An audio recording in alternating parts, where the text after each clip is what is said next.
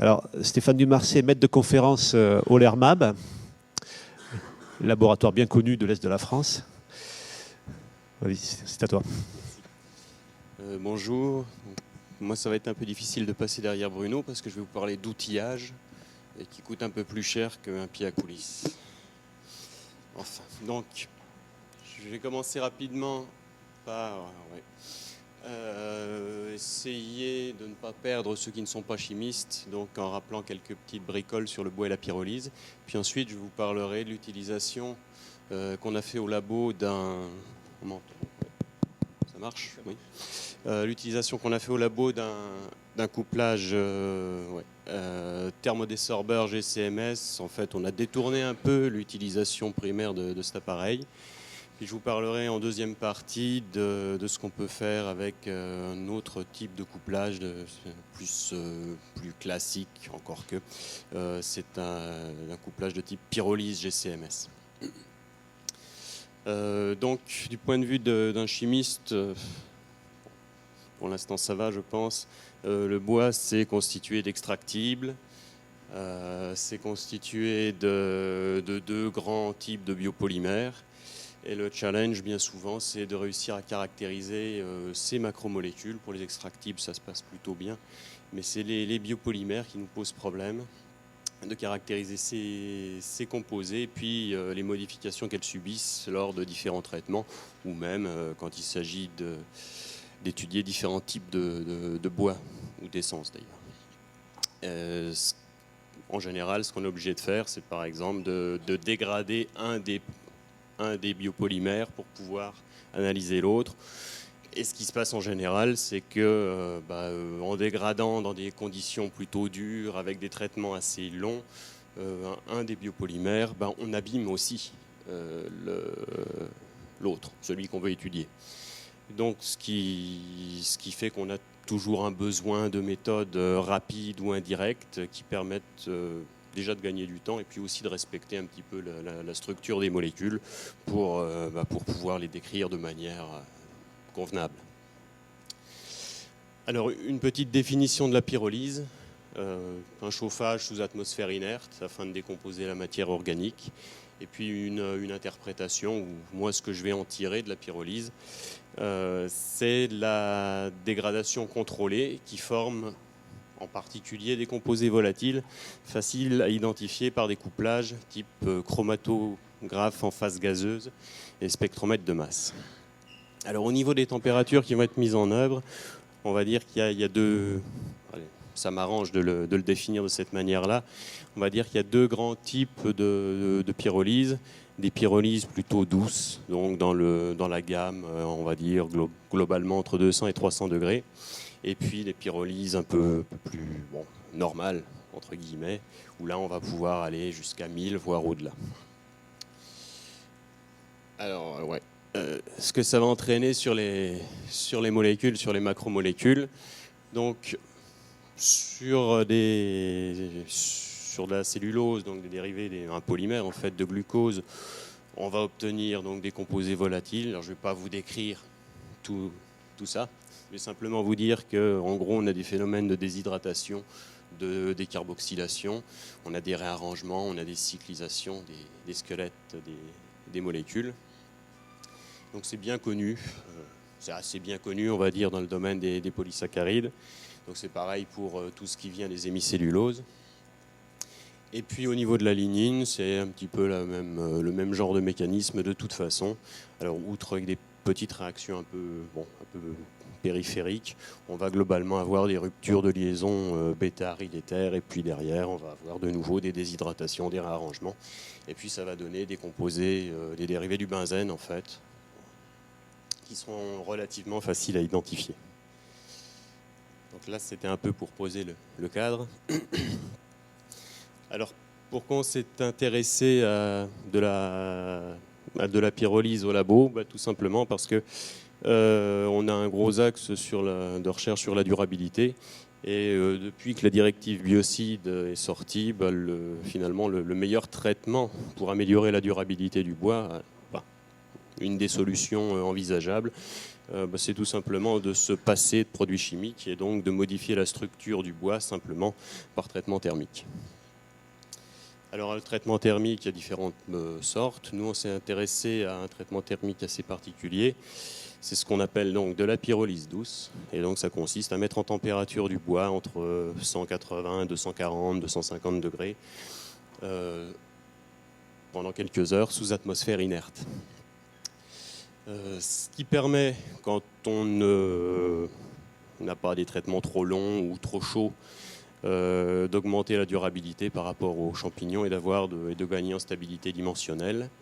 Ce qu'on constate aussi, c'est qu'on a une tenue mécanique qui est un petit peu altérée.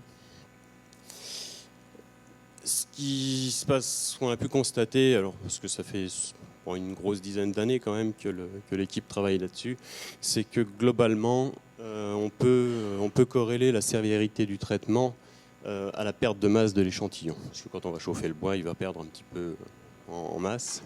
Et évidemment, quand on pense perte de masse, on se dit qu'il y a des molécules qui sont parties sous forme gazeuse.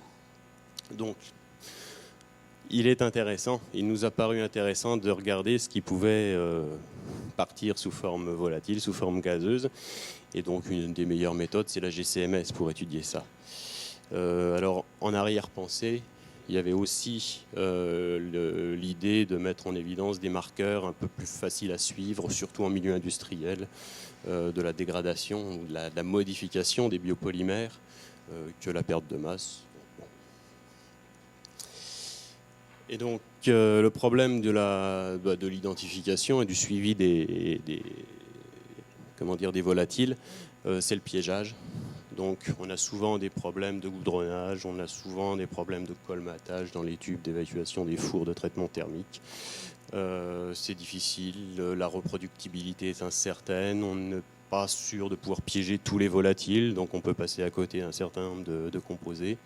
Et puis de toute façon, même si on arrive à en piéger une certaine quantité, on aura des soucis pour redissoudre les échantillons, on aura des soucis pour nettoyer l'installation. Donc pour étudier ces volatiles, il y avait deux solutions. En gros, installer un appareil d'analyse derrière un four, ou plutôt simuler un four devant un appareil d'analyse. Et donc c'est cette deuxième solution qu'on a choisie dans le cadre de la thèse de Kevin Candelier, qui termine dans quelques semaines, où on a utilisé un thermodésorbeur. On s'est équipé d'un thermodésorbeur pour simuler notre traitement thermique. Alors habituellement, un thermodésorbeur, donc cet appareil-là, c'est surtout fait pour analyser les COV dans des atmosphères polluées. Donc ça consiste à utiliser un tube métallique avec un piège en Tenax, enfin un polymère dedans, qu'on va laisser dans l'atmosphère qu'on souhaite analyser pendant 24, 48 heures, une semaine, enfin le temps qu'il faut. Puis ensuite, on va placer ce tube dans l'appareil. On a un espèce de four en fer à cheval qui va venir chauffer le tube, donc qui va désorber les COV piégés. Ça va passer via une valve dans un piège froid. Et puis quand la désorption est estimée terminée, le piège froid est chauffé brutalement à 300 degrés et tout est envoyé dans l'appareil d'analyse. Donc finalement, ce genre d'appareil est plutôt bien adapté à l'utilisation qu'on voulait en faire. Et donc, on a décidé de transformer ce tube d'analyse standard, alors en utilisant un autre tube, tout simplement un tube en verre, on a décidé de transformer ça en réacteur de traitement thermique. Donc, alors après, il y a des petits détails qui changent. Si on fait des traitements dans les fours, dans les gros fours à l'azote, enfin sous atmosphère d'azote, ici c'est de l'hélium, ça ne change pas grand-chose. Le système de piégeage, donc, c'est intéressant, il est complètement intégré à l'appareil. Donc on n'a plus de soucis, surtout si on choisit bien les températures. Donc si on chauffe ici, par exemple, jusqu'à 250 degrés, on va mettre la valve à 280. Et puis toute la ligne de transfert qu'on va avoir pour passer les échantillons vers le chromatogaz, on la mettra à 280 ou à 300. Donc on n'aura pas de problème de recondensation. Donc ça ressemble à ça. Bon, je vais essayer de décrire un peu le fonctionnement de la chose. Donc vous voyez ici le tube en verre. Alors là, on a un petit bouchon de laine de verre pour tenir l'échantillon. Ici, c'est carrément un copeau de bois. Ça pourrait être de la sciure. On a souvent utilisé de la sciure. c'est dans le désorbeur. Donc une fois que la désorption est faite, donc, pour nous, le traitement thermique est fait, la ligne de transfert envoie tous les composés dans le four du chromatogaz. La séparation des molécules a lieu dans la colonne capillaire et puis ensuite ça passe dans le spectro de masse pour analyse, pour identification. Donc non, je passe. Donc ce qu'on obtient quand on fait ce genre de traitement, c'est un chromatogramme, c'est plusieurs chromatogrammes. Alors ici, c'est suivant différentes températures de traitement, donc de pyrolyse. Alors, on peut définir une zone où on retrouve quand même quelques extractibles naturels, mais ça, c'est pas finalement très surprenant, puisque les extractibles, on peut les considérer comme des précurseurs, des macromolécules, ou déjà des produits de dégradation. Et puis ce qu'on va voir aussi apparaître en fonction de la température ici de traitement, c'est dans cette zone-là où il n'y avait rien au début, pour des basses températures de pyrolyse ou de chauffe, on commence à avoir pas mal de produits de dégradation. Donc évidemment, avec le spectromètre de masse, on est capable de les identifier. Ce qu'on a pu aussi étudier dans le domaine, c'est par exemple une comparaison feuillus résineux. Et on se rend compte que finalement les feuillus, alors si on regarde un petit peu juste les petits produits simples qui apparaissent ici, entre les feuillus et les résineux, on a 20 degrés d'écart en stabilité thermique. Donc et puis donc, comme il s'agit de l'acide acétique, on a essayé de raccrocher ça au taux d'acétylation des hémicelluloses. Ce qu'on a pu montrer aussi, alors c'est des choses qu'on aurait pu faire en sortie de fours pilotes ou de gros fours industriels, mais qui auraient demandé des temps de manip ou des quantités de manipulation assez phénoménales, alors que dans un système comme ça, on est capable de finalement multiplier les expériences avec un temps assez raisonnable. Et donc là, on a pu essayer de voir les bons compromis au niveau durée du traitement, température de traitement. Donc ça donne ce genre de choses. Et puis on voit que, par exemple, pour 1 heure de traitement du hêtre à 210 degrés, on obtient de toute façon des choses peut-être plus simples que des traitements à 230 ou même que des traitements à 230 à 15 minutes. Donc il y a plein de petites choses fines qu'on est capable de voir et c'est assez intéressant. Donc pareil pour les résineux, je passe. En traçant en fonction ici de la durée du traitement, la quantité de certains produits, de tous ceux qu'on avait réussi à identifier, on s'est rendu compte que finalement les courbes avaient plus ou moins la même allure. On a réussi en fait à faire 2 grandes familles de composés et donc finalement on s'est orienté vers le choix d'un grand type de dérivé par type de biopolymère. Et donc, par exemple, on a pu choisir, mettons, l'acide acétique pour les hémicelluloses et puis la vanilline pour la lignine. Donc, ça donne ce genre de courbe. Si on les présente de manière un tout petit peu différente, alors plus en quantité absolue, mais en quantité relative, on commence à avoir des choses, des allures de courbes qui peuvent paraître intéressantes. Et donc, ça nous a conduit à essayer de déterminer des paramètres cinétiques, des paramètres cinétiques de dégradation. Alors, en faisant l'approximation que tous les phénomènes étaient globalement d'ordre, c'était un gros phénomène global d'ordre 1. Mais donc, ça nous a permis quand même d'obtenir des valeurs qui peuvent être intéressantes.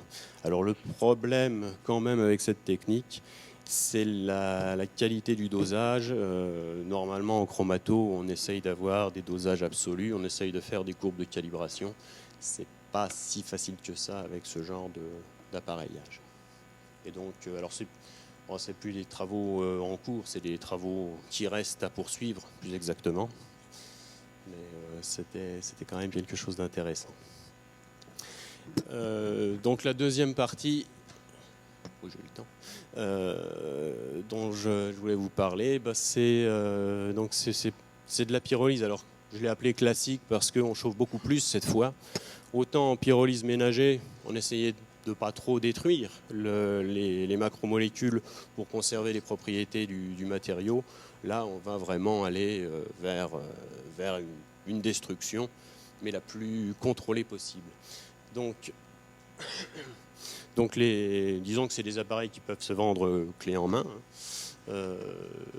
Découplage où on réalise la pyrolyse, déjà. Des découplages où on réalise la pyrolyse et puis l'analyse derrière. La décomposition lors de la pyrolyse est réputée reproductible et surtout parce qu'il n'y a pas de réaction secondaire. Alors ça, c'est dû à la vitesse de chauffe. Donc juste une chose sur le côté avancé de la méthode. Donc, bon, ce n'est pas une méthode tout à fait nouvelle en analyse chimique, mais par contre, si vous regardez le nombre d'articles au niveau de la biblio, ben, on se rend compte que ça augmente sérieusement ces dernières années. Donc, c'est une méthode qui avance dans le domaine. La pyrolyse, ça se fait globalement à peu près de la même manière, sauf qu'au lieu de mettre 20 à 30 mg de bois dans un tube, là, on va mettre plutôt 0,1 mg. Dans un tout petit tube. On va mettre ça, ici c'est un filament de platine, il y a différentes techniques de pyrolyse. Enfin, on va le mettre carrément dans le filament et puis on va chauffer ça à 650 degrés pendant quelques secondes. Et surtout, la température étant, alors ici de la chauffe, c'est de 20 degrés par milliseconde, donc en gros on atteint les 650 degrés en un dixième de seconde et c'est ça qui est censé garantir la reproductibilité et puis l'absence de réaction secondaire, de recondensation, ce genre de trucs. Donc ce que ça permet d'obtenir, alors ici c'était donc sur du chêne traité au labo pour augmenter sa durabilité, bon, je ne m'étends pas sur les détails. Si on regarde de manière globale, alors bon, j'ai mis ici là ce pic-là, celui-ci et puis celui-là. En fait, c'est, on va dire, les grosses différences qui apparaissent entre les profils chromato. Donc ici, typiquement, les dérivés benzéniques qui viennent de la lignine, et puis la grosse chose là qui n'a pas l'air de trop bouger, qui viendrait plutôt de la cellulose. Donc, alors, j'ai pas été plus loin dans l'analyse de ça, parce que j'ai pas eu le temps, c'est tout neuf, j'ai l'appareil depuis pas très très longtemps. Donc c'est pour ça que j'ai rajouté derrière quand même 2-3 exemples d'applications qu'on peut trouver, alors des applications récentes qu'on peut trouver dans la littérature. Donc ici, c'est carrément l'étude en fait de la pyrolyse du peuplier, mais là dans un but de valoriser la biomasse. Donc on va regarder les meilleurs compromis, encore une fois, température, temps de traitement, et puis regarder alors soit la quantité totale de produits formés, rendement de l'opération, on va dire, ou de manière un peu plus fine, que ce soit en quantité là ou en proportion, ce qui se passe, mettons, si on veut favoriser la production d'hydroxyméthylfurfural par rapport à celle de furane, ben on va essayer de ne pas trop chauffer. Voilà ce qu'on peut voir assez facilement, parce que ce sont des manips finalement qui durent le temps de la chromato, donc en général c'est une demi-heure. Donc on peut multiplier les expériences. Ça, c'est quelque chose qui ressemble beaucoup à ce qu'on fait, sauf que ce n'est pas du traitement thermique seul, c'est du traitement thermique sous vapeur d'eau. Mais l'objectif est également exactement le même qu'au labo, c'est-à-dire on peut présenter les résultats globalement façon production de CO2H2O lors du traitement, après traitement plutôt de l'essence. On va pouvoir caractériser ce que donne la pyrolyse de l'échantillon et donc en termes rapides CO2H2O, dérivé d'holocellulose, dérivé de lignine, ou aller voir un petit peu plus finement dans la structure, est-ce qu'on va regarder le rapport gaiacylsyringile, enfin ce genre de trucs. Donc ça permet d'obtenir tout un tas d'informations et de manière très très rapide. Il faudrait conclure, Stéphane. Ouais. Juste pour les collègues plutôt historiens, une application sur l'évaluation de l'état de conservation d'un toit découvert à Herculanum, donc la fameuse ville ravagée par le Vésuve, je crois. Donc là, on voit clairement que par rapport au bois, l'échantillon standard de sapin, finalement les chromatogrammes et la composition donc se simplifient beaucoup. Donc en fait ils ont trouvé qu'il y avait beaucoup de lignine qui avaient disparu au cours du temps. Et donc ça leur donnait déjà des hypothèses sur la dégradation de leur bois et puis des idées sur la manière de conserver ces vestiges. Et donc pour conclure, je vais passer directement à la fin. Si l'exploitation des résultats est parfois un petit peu difficile parce que finalement on dégrade quand même les objets qu'on veut étudier, ce sont des méthodes tout de même extrêmement rapides par rapport aux méthodes chimiques. C'est, on va dire, à tout casser 1 heure par rapport à des heures, voire des jours de manipulation. Ça évite évidemment énormément d'erreurs expérimentales. Donc ce sont quand même des méthodes qui sont assez intéressantes. Voilà. Merci Stéphane. Bon, merci pour cette présentation très intéressante sur l'utilisation de la GCMS pour analyser et comprendre le bois traité thermiquement. Donc nous avons un peu de temps pour 1 ou 2 questions. Oui. Alors il faut que je vous passe le micro, sinon au niveau de l'enregistrement ce ne sera pas bon puisqu'on enregistre aussi les questions. Oui, merci. Oui, j'avais une question par rapport, vous avez bien expliqué au début de votre présentation qu'il y avait une détérioration des propriétés mécaniques lors de la pyrolyse. Ouais. Est-ce que vous avez identifié quel est le volatile qui est la cause de cette perte de performance mécanique? Non, en fait, on n'est pas allé... En général, on s'arrête avant. On essaye quand même de conserver les propriétés du matériau et donc on n'est pas... Ça pourrait être un marqueur intéressant, effectivement, mais on n'y est pas encore, disons, pour l'instant. Une autre question? Donc ma question va un peu dans le même sens que monsieur, et à savoir, je me demande si vous avez fait une recherche de relation entre la libération de l'acide acétique, par exemple, de la vanilline, et de la perte en composés comme hémicellulose et lignine, mais dans la matière résiduelle, ce qui est à l'origine de la diminution des propriétés mécaniques. Oui, il y a un petit peu ça derrière, mais on n'a pas... ce qui manque réellement, au final, c'est ça fonctionne, en fait.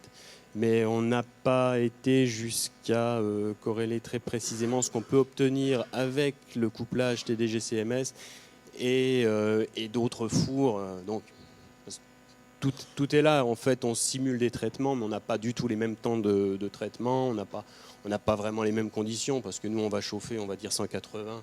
On va les atteindre très vite, alors que dans les vrais fours, il y a de l'inertie. Donc, il y a quand même un petit peu de mise au point, de choses comme ça.